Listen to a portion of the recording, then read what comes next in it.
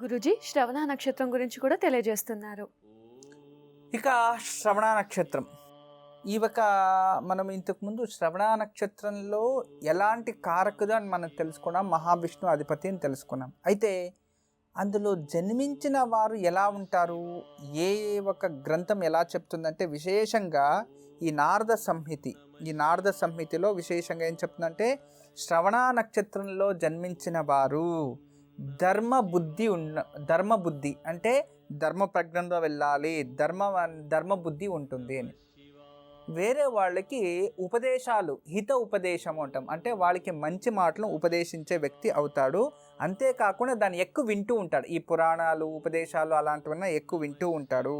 చాలా ధైర్యవంతుడు, అంతేకాకుండా విద్యావంతుడు, వాక్చాతుర్యం ఉంటుంది.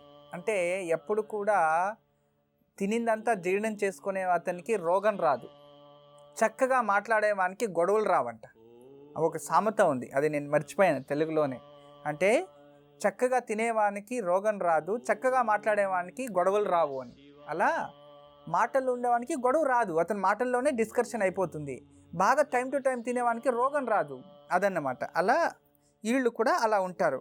అంతేకాకుండా అన్ని విచారాల్లో కూడా కొంచెం జ్ఞానం పెట్టుకో ఉంటారు. అన్ని విచారాలు ఏది తెలియదు అనుకుండా అన్ని తెలుసుకొని ధర్మకార్యాల్లో ఎక్కువ ప్రచారం చేస్తూ, లేదా ధర్మకార్యం అంటే మంచి కార్యంలో ఎక్కువ వీళ్ళు కనిపిస్తూ ఉంటారు అని నారద సంహితి చెప్తుంది.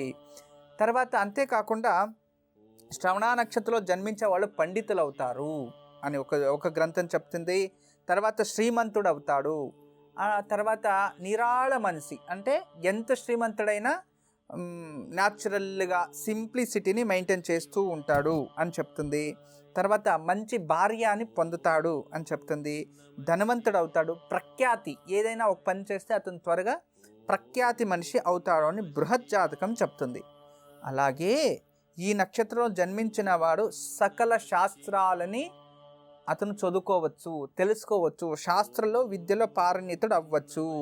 అంతేకాకుండా ఇతను వంశాభివృద్ధి అవుతుంది. ఇతనికి చాలా మంచి మిత్రుల్ని పెట్టుకొని ఉంటాడు, మంచి మిత్రులతో సహకారం ఉంటుంది. తర్వాత భగవంతునిలో భక్తి ఎక్కువ ఉంటుంది. అంతేకాకుండా పురాణాది ధర్మకార్యాల్లో ఎక్కువ ఇంట్రెస్ట్ ఉంటుంది అని ఇలా ఉంటుందన్నమాట. అంతేకాకుండా ఈ ఒక ఎవరైనా శత్రువులు ఉన్నారు అంటే చాలా భయపడతారు, చాలా భయపడుతూ జీవితం చేస్తూ ఉంటాడని దైవజ్ఞ విలాస చెప్తుంది. ఇలా ఒక్కొక్క గ్రంథం కూడా ఒక్కొక్కటి చెప్తూ ఉంటుంది. తర్వాత విశేషంగా ఇతను దాన ధర్మాలను ఎంత చేసినా కూడా అన్ని భోగాల్ని అనుభవిస్తాడు. అంతే శుభకార్యాల్లో ఎక్కువ కలుస్తూ ఉంటాడు, దేవతా కార్యాలను ఎక్కువ చేస్తాడు, శ్రీమంతుడు అవుతాడు, బహు సంతానం లభిస్తుంది అని మానస గరి ఈ ఒక విశేష గ్రంథం చెప్తూ ఉంటుంది. తర్వాత శ్రవణ నక్షత్రంలో జన్మించిన వారు ప్రతి ఒక్క విచారాన్ని ఎప్పుడు ఎవరైనా సహాయం. నమస్కారం గురుగారు, మీ పాదాలకి నమస్కారాలు గురుగారు. మా ఆశీస్సులు ఉంటుందమ్మా, చెప్పండి తల్లి. గురుగారు, మా బాబు గురించి తెలుసుకోవాలని గురుగారు. అస్సలు చదవడు గురుగారు. స్కూల్కి వెళ్తాడు, స్కూల్లో చదివేది ఏం లేదు, అంతా నేనే చదివించాలి. నేను కష్టపడి ఇంటికి వచ్చిన తర్వాత నేను చదివిస్తే రాసి వస్తాడు గురుగారు. అంతేగాని స్కూల్లో నాలెడ్జ్ అసలు ఏమీ లేదు. ఆడమంటే బాగా ఆడతాడు గురుగారు. మరి మనం ఏమైనా గట్టిగా కొట్టా గానీ, మనం ఏమన్నా అంటే ఫీవర్ వచ్చేస్తుంది. ఇంకా హెల్త్ కూడా చిన్నప్పటి నుంచి నిమోనియా ప్రాబ్లం గురుగారు. బాగా తిన్నగా ఉంటాడు, హెల్త్ ప్రాబ్లమ్స్ కూడా ఉన్నాయి గురుగారు. గురుగారు, నాకు అసలు నైట్ లో నిద్ర పట్టట్లేదు గురుగారు ఆలోచిస్తుంటే. మీరేం పని చేస్తుంటారు తల్లి? నేను యాక్చువల్గా ఇదివరకు జాబ్ చేసేదాన్ని గురుగారు. ఈ బాబు సరిగా చదవట్లేదు, బాబు వల్ల ప్రాబ్లం అవుతుందని మానేశాను గురుగారు. అంటే ఐక్యూ అంతా కరెక్ట్ గా ఉందా, లేదా ఓవర్ యాక్టివ్ అని చెప్పారా? డాక్టర్స్ కన్సల్ట్ చేశారా మీరు? అంతా యాక్టివే గురుగారు, చదువు వచ్చే వరకే ఇది ప్రాబ్లం. అంటే ఇప్పుడు కొందరు హైపర్ యాక్టివ్ అని ఉంటారు తల్లి. హైపర్ యాక్టివ్ గురుగారు. ఈ హైపర్ యాక్టివ్ అంటే అన్ని విషయాలు హైపర్ యాక్టివ్. ఎస్ ఇది కొంచెం ఐక్యూ ప్రాబ్లం ఉంటుంది హైపర్ యాక్టివ్ ఉండే వాళ్ళకి. దాని నుంచి ఓవర్ ఐక్యూ అయినా ప్రాబ్లమే, ఇలాంటి లేకపోతే చాలా ఏమి లేదు అనే ప్రాబ్లమే. ఇలాంటి వాళ్ళకి చాలా డెడికేట్ చేయాలి లైఫ్ని. పుణ్య తల్లి, మీరేం చదువుకున్నారు? గురుగారు నేను డిగ్రీ చదువుకున్నాను గురుగారు. మీ భర్త ఏం పని చేస్తారు? మా భర్త పర్చేజ్ మేనేజర్ గా జాబ్ చేస్తారు గురుగారు. సరే తల్లి, చేపల పనులు. మీ భర్త మీ కొడుకు, మీరు జాయింట్ ఫ్యామిలీలో ఉన్నారా?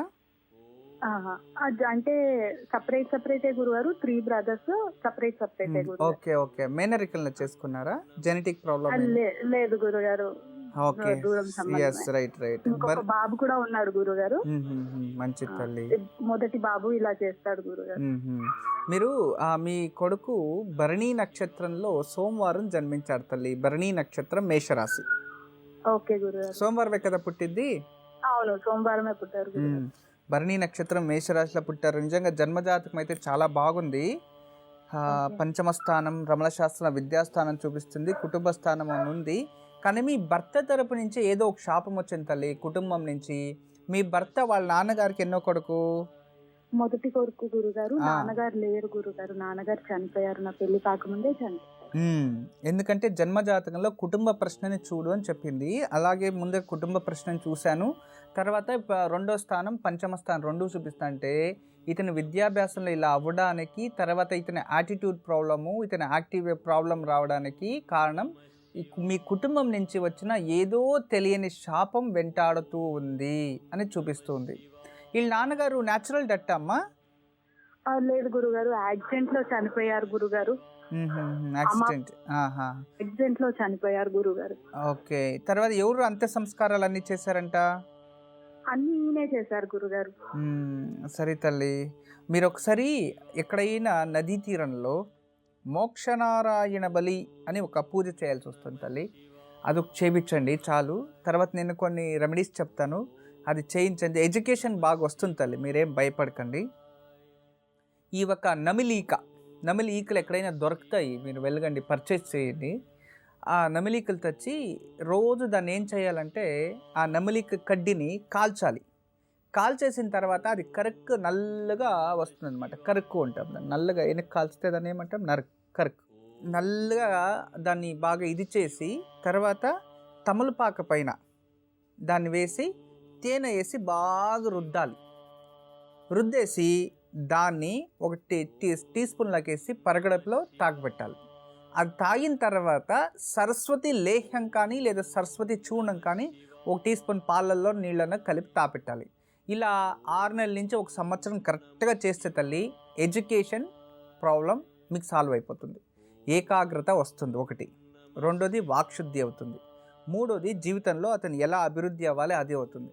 రెండోది మీరు బాగా కష్టపడుతున్నారు, చదువుతున్నారని, అతనికన్నా ఎక్కువ చదవాలి మీరు. ఎందుకంటే ఇప్పుడు పరిస్థితులు అలా అయిపోయింది. మీరు కరెక్ట్ గుడ్ పని చేస్తున్నారు, మీరు అలాగే కంటిన్యూ చేస్తూ అతనికి ఎడ్యుకేషన్ అంటే ఇష్టపడాలి. దాంట్లో ఏదో ఉంది తెలియని శక్తి, దాంట్లో ఇష్టపడాలి అతను, అలా మీరు చేయాలన్నమాట. తర్వాత అంతేకాకుండా అతను మీరు ఎలా ప్రోత్సహించాలంటే, ఇప్పుడు ఏదో చదివేస్తాడు అనుకోండి, చదివేసిన వెంటనే అతనికి ఒక టార్గెట్ ఇవ్వాలి.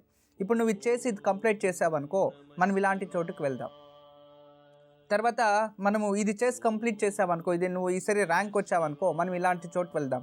ఇలా చేసా అంటే అతను ఈ హైపర్ యాక్టివ్ ఉండే వాళ్ళంతా మనం ఎలా ట్రీట్ చేయాలంటే ఏదో ఒక దాన్ని మనం చూపించేసి దీన్ని చేయాలి. ఇప్పుడు అనిమల్స్ని చాలా ఈజీగా జనాలు ఏం చేస్తారంటే దాన్ని మోటివేట్ చేస్తారు. అంటే అనిమల్స్ని చాలా మంచిగా, ఇప్పుడు ఏదో టైగర్స్ అవి ఇలాంటివన్నీ ఉంటాయి అన్నమాట, అవి మనం చూస్తేనే మనం ఎందుకు వస్తాయి. అదే సర్కస్లో అక్కడెక్కడ చూడండి ఎంత బాగా చేపిస్తారు వాళ్ళు. అలా వాళ్ళు కస్టడీలో పెట్టుకుంటారు, వాళ్ళు ఏం చేస్తే అది చెప్తూ ఉంటారు. ఈ ఫిషెస్ కూడా అంతే, కొన్ని ఫిషెస్ అవి ఇవి ఉంటాయి. ఇవన్నీ కూడా వాటర్లో చేసేవి కూడా ఏం చేస్తూ ఉంటాయంటే మనం ఏదైనా చెప్తే అవి ఇస్తాయి. ఎందుకంటే అది అయిన తర్వాత దానికి ఏదో ఆహారం ఇస్తారని, అలా దాన్ని ట్రైన్ చేస్తారు. అలాగే ఈ హైపర్ యాక్టివ్ ఉన్న వాళ్ళు, మన కస్టడీ తప్పైన వారు, వాళ్ళకి ఏం చేయాలంటే మనము వేరేదేదో ఒక టార్గెట్ని ఫ్యూచర్ చూపించి నీ లైఫ్ ఇలా ఉంటుంది అలా ఇలా ఆ యాస పెట్టి నువ్వు ఇలా చదవాలి అని ఎప్పుడు దాన్ని వాళ్ళకి మోటివేట్ చేస్తూ ఉండాలన్నమాట. అప్పుడు వాళ్ళు ఆటోమేటికలీ దానికి ఇష్టపడడానికి ప్రారంభిస్తారు.